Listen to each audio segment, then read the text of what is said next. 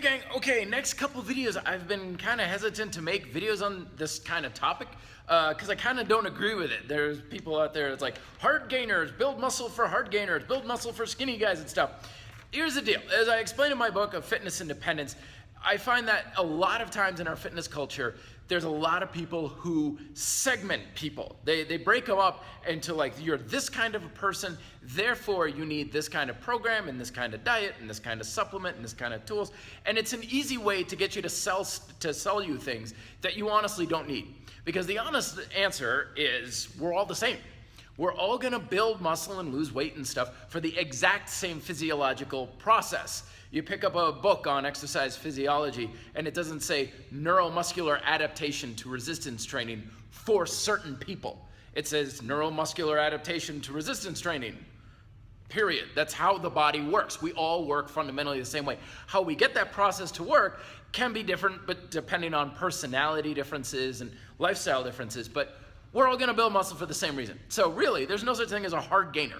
There's just guys who build muscle and you're not building muscle. And I should know because I spent most of my life trying to build muscle and not making it. When I was in college, I was 150 pounds soaking wet, and I've spent most of my life around that weight. I got to like 160 when I first started doing some strength training, but I didn't know what I was doing, and I stayed there for a while. Now I'm closer to like 190 or so because of the information I'm gonna share with you in the next couple videos.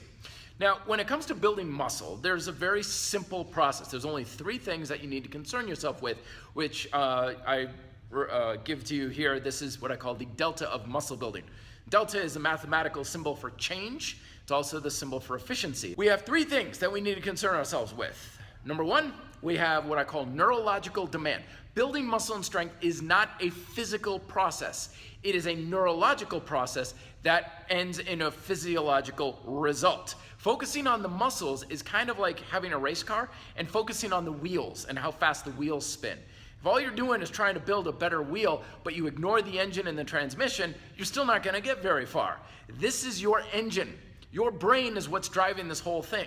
And if the neurological demand isn't following suit, as we'll talk about in this video, nothing's ever gonna happen with your muscles. But once it does, things get happening. So you got neurological demand, you've got recovery, which is in the next video, and of course you've got a time factor with both of the things, which how much of it are you doing, how frequently are you doing these things, and so on. So let's talk about this neurological demand, because at the end of the day, your muscles are just the end product of this. That's why they call it the neuromuscular system. And there are 3 things that people often fall short on when it comes to building muscle. Number 1 is the neurological skills required to just use the muscle in general. This is probably one of the biggest reasons why people fail to build muscle is their mind-muscle connection isn't very strong. So it doesn't matter what exercises they're doing, it doesn't matter what tools they're using, it doesn't matter what program they're using, and it doesn't matter what their diet looks like. If the signal between your brain and your muscle is foggy and murky and meh, nothing's going to help you. So how do you practice this? Well, here's the king. The key is that you can't build up a lot of neurological skill doing an exercise once or twice a week for a few sets. It's not nearly enough volume. This is why my CC Plus program that I have on the reddeltaproject.com is made so that you build up this neurological proficiency by practicing every single day. And even outside of exercise, you want to practice tensing up your muscles as much as you can every single day. Because I mean, let's face it, we're sitting all the time, we're playing video games, we're watching TV. All the while we're doing this, we are literally destroying our ability to use our own muscles. So then when we go and work out, we've got crap. It's like that race car has, like, I want to make the wheels turn faster, but the engine's been rusting in the garage for 3 years, and we expect it to perform greatly. It's not gonna work. So practice turning on, tensing your muscles, just through stretching, isometrics, you know, just, it doesn't have to be much. You're sitting there in traffic and holding the steering wheel, squeeze the steering wheel, get your chest to turn on, turn it off, turn it on, turn it off. Little things like this every single day add up big time. Second is consistency. Program hopping is rampant among the hard gainers. We start to, we get on a program promising all this kind of crazy gains, and after 4 or 5 weeks, we give up on it because it's like, I'm not turning into the Hulk yet.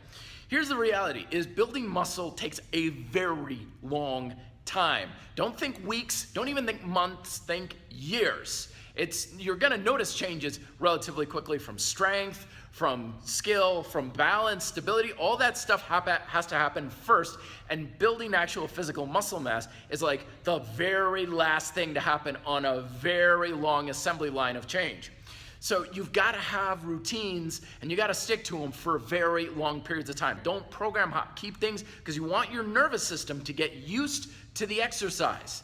This is neurological, remember? You want to get used to the exercise as much as possible, because once you do that, then you can incorporate the thing that really will matter the most, which is, again, progression. Progression is one of the big things that hard gainers also lack. It's like, well, I'm busting my ass. Who cares? It doesn't matter how hard you work. It doesn't matter how great your program is. Is it better from one workout to the next? That's what's going to build your muscle. And this is one of the things that people don't do. They don't keep a workout log.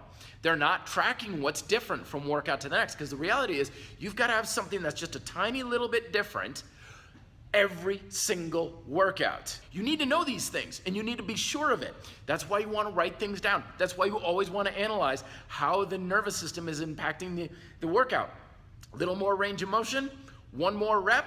Are you adding a little bit of weight to the bar if you're doing weight lifting? Something has to be progressive from one workout to the next. That has to be your goal. So improve your attention skills, stay consistent as hell, and progress from one workout to the next. And those are the things that usually trip people up as far as creating the neurological demand that causes muscle growth. In the next video, I'll be talking about recovery and the keys to that. And no, just eating more probably isn't going to be the answer. Questions below. Be fit, live free.